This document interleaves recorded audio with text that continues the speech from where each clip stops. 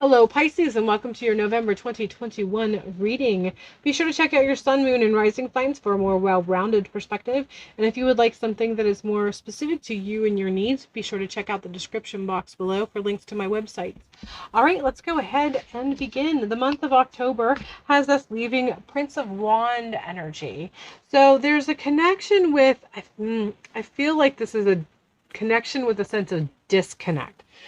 There's an overall sense of things that should have been done, things that should have been accomplished, things that should have come together, goals that should have been met, and an overall sense of reflecting and feeling like not enough was done, not enough was accomplished, not enough was completed, and it's leaving you feel a certain way. There's a certain way that you feel as a result of this. Overall, there's just a sense of things aren't moving like it should. They're not moving like they should. They're not moving as fast as they should. They're not moving in the direction that they should. There's a sense of not enough fire, not enough passion, not enough motivation or manifestation. And it's not so much that this actually exists as much as this feels like it's your perception. So as you're ending the month of October and you are taking a moment to reflect, I feel like there is an overall sense that you had an idea of what the month should look like, and when you look back, that's not how the month is looking. And so there's an overall feeling of remiss or feeling disappointed almost as a result of this. And ultimately, the more you think about it, the more you go around and round about how you may excuse or justify where the lack may or may not have been. There's a sense of frustration that seems to be seeping in. And I feel the reason why this is being brought to the forefront and why this is being mentioned and why this is the first part of the video is because you're being too hard on yourself. The reason why this is being addressed is because your perception and how you are looking at it is from a point of view of being too harsh on yourself. It's not that having the high expectations was a bad thing or a good thing as much as you had expectations, which is fine and great. But sometimes how things unfold or how they unfold, and you have to give way to the fact that you can't control every variable. And some things happen, and that's just how it is. I'm getting overall sense of, like, the analogy that I'm being given as far as how I'm talking about this is to say, maybe you had plans for a summer. You decided where you were going to go. There was beach vacations in the works. There was traveling concepts in the works. Then you were even going to maybe plant a small garden for the first time. And for whatever reason, when you planted the garden, it rained so much that it flooded out the seeds, and it wasn't as productive as you were hoping it would be. You decided to travel but circumstance happened, and for whatever reason, you weren't able to travel because of the circumstances. And the week that you took off to be at the beach, it rained the entire time. So all of the visions that you had laying on the beach were completely obliterated because you were stuck in the hotel or cabin because it was raining. So these are the sort of things that I'm getting. There were plans, there was expectations, other things happened, variables that you did not have any control over, and so the expectations were not met, and it's just leaving you feel it's leaving you feel a certain way by the end of the month, and you're being told to take a moment, take a breath, reconsider your perception on this, and understand having expectations are great, having hopes and desires are great, but also making room for variables that you have no control over is also a good idea. And when that happens, do not beat yourself up about it and recognize that this is how it is. Moving on, next part, creating new expectations, creating new goals, adjusting accordingly, and moving forward. So this is the overall sense that I'm getting with this Prince of Wands. You can't be too hard on yourself. Things happened. A lot of the things that happened were out of your control. You met the demands and expectations. Be happy with that. Adjust accordingly, and then prepare for the next round of expectations that you can create. But don't let this render you hopeless. Don't let this render you feeling like you have missed something or you haven't done your part, because that is not the case.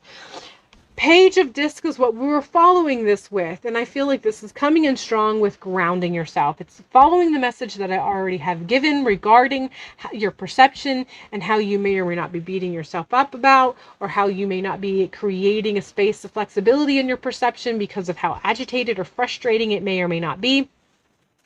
So the Page of Disc is coming in strong, and that it's just telling you to take a step back, connect with a sense of self that makes you feel not as agitated, that makes you feel like you are in more control. So if you need to cut ties with some things, if you need to take a step away from some things, if you need a break from some things, that continues to feed into this sense of agitation and feed into the sense that not enough was done, not enough was accomplished, you need to kind of sever the ties with that, or at least close off or take a break from those things so that you can recenter yourself, so that you can center yourself with a sense of being that is separate from whatever it is that you feel was not accomplished or was not completed. Because there's aspects of yourself and the way that you are living and where you are right now that is complete. There are aspects of yourself right now that is accomplished. There are aspects of yourself that are whole, and you need to reconnect with that. And that needs to be your root. That needs to be from where you are moving, from where you are thinking, from where you are creating your expectations, from where you are creating the flexibility within those expectations, and from where you can found your fountain of hope that seems to be dissipating when you focus from the perspective of feeling whatever you are feeling regarding reflecting on the month of October. So there is a call to disconnect, or just be mindful of what you are connecting with to help you feel grounded in your sense of self, because it's skewing your grounding, it's skewing your centering, and it's going to have a ripple effect that's just going to continue on a cycle of frustration and agitation, and you want to break free of that. We are following this with the Moon card, and I feel this is coming in to it's coming in strong with the vibes of subconscious as well as the vibes of rest. And when I bring those two together, I am being told that you need to give your subconscious a rest. So there's just, again, it's really coming in strong with a lot of thinking and taking control of your thought process. So again, that reflection that I was seeing within the Prince of Wands, and how there is a bit of feeling there was lack in motivation and lack of accomplishment. You're fatiguing yourself with going round and round and round as far as how you perceive this mentally and how you're affecting yourself. And it's taking a toll on how you are grounding and centering. And so essentially this circle around and around that you're going on mentally, you're being called to give it a rest, not in the derogatory, condescending sense as much as you need a rest. You need to allow your subconscious time to breathe without feeling so much constriction and contraction and limit and agitation. And again, this goes right back into that Page of Disc, and that call to recenter where you are centering from, recenter where you find yourself grounding from. All of this is coming in strong. The month of November, you are being asked to, you're being called to, and you're going to probably come against things that's going to cause resistance from you finding your center. And so therefore you need to really focus on finding your center, practice it until it becomes natural without you thinking about it, and really kind of figure out how to recenter your roots so that you're not fatiguing yourself consciously, subconsciously, and therefore also making it so that you're not getting a good rest all the way around as a whole. All right, we finally are ending with scrying intuition. And I feel this is a call to tap into your intuition. Not the intuition that comes from feeling the anxiety because things aren't coming together like you feel they should have, or that is based on that sense of centering that's a bit skewed. We're talking about that intuition when you know something to your core that it is the truth.